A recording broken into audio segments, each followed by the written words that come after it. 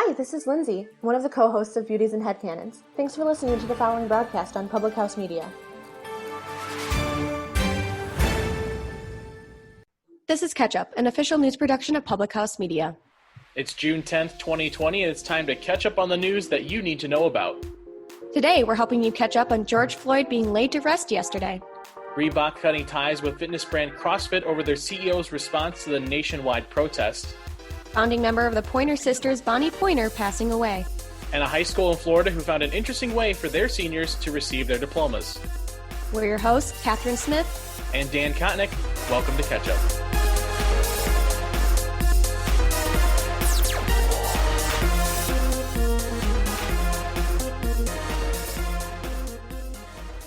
George Floyd was laid to rest yesterday in a ceremony at the Fountain of Praise Church in Houston, 2 weeks after he was killed while in police custody in Minneapolis. The ceremony was attended by friends and family of Floyd, as well as family members of other Black Americans who have been killed by the police, including Breonna Taylor, Michael Brown, and Eric Garner. The service included remarks given by former Vice President and presidential candidate Joe Biden, Representative Al Green of Texas, Representative Sheila Jackson Lee of Texas, and Houston Mayor Sylvester Turner. It was also marked with other notable figures attending or contributing. Actor Jamie Foxx was in the audience, R&B singer Ne-Yo performing a song, while boxer Floyd Mayweather announced that he would be covering all the expenses. Reverend Al Sharpton spoke to the congregation, calling George Floyd a, quote, normal brother who nobody thought much about, who now has become the cornerstone of a movement that's going to change the whole wide world. Joe Biden offered words of condolences and empathy to Floyd's family, while also making a wider statement imploring Americans to take on the fight of racial injustice. Floyd's body was escorted by the Houston Police Department in Houston Memorial Garden, with the last mile being of the procession traveling by horse-drawn carriage. He was laid to rest next to the body of his mother. Reebok joined other brands and gyms in announcing they would be cutting ties with CrossFit after the branded fitness company's CEO, Greg Glassman, tweeted out insensitive comments surrounding the national protest over the death of George Floyd and police brutality. The comments came on June 6 when Glassman tweeted, quote, "It's Floyd 19, in response to a tweet from the Institute for Health Metrics and Evaluation calling racism and discrimination a public health issue. Glassman later apologized for his tweets, but many in the CrossFit community, including numerous gyms which partner with the organization, say that the issues were there before the tweets, with many stating they felt the company was noticeably quiet on social media, while other major organizations took public anti-racism stances. Reebok's 10-year deal as the main sponsor of CrossFit, an exclusive CrossFit gear supplier, ends at the end of 2020, and the company announced it would be ending its negotiations towards a new deal and let the contract expire. It's also estimated that at least 200 gyms across the country have announced their intent to remove themselves from the CrossFit brand as of Monday morning. We're now joined by Catch-Up News correspondent John Lauder to discuss this more. John, thanks for taking the time to talk with us. I guess the first question is, how big of an issue is this for CrossFit, seeing as Reebok's deal was going to end this year anyways, and regardless of the public perception, they would have probably been looking elsewhere or at different options anyways. Yeah, you know what, Dan? It certainly seems that it's a bigger issue for CrossFit rather than Reebok. I mean, Reebok is obviously one of the biggest athletic wear companies, not just in America, but in the world. And you did mention their partnership was up at the end of this year anyway, so it certainly seemed like they might have gone in a new direction regardless. I think another big issue here was the fact that CrossFit had previously pledged public support for the LGBT community, as well as dedicating hero workouts to fallen soldiers, but they, as you guys had mentioned, were noticeably silent on this issue on Twitter and Instagram for, really all of it until these comments that came out from Glassman. I think that was sort of the final straw, and Reebok just decided we're not going to do this anymore. There's just no point. Not only were we going to end possibly this deal anyway at the end of the year, but this just sort of pushed them over the edge.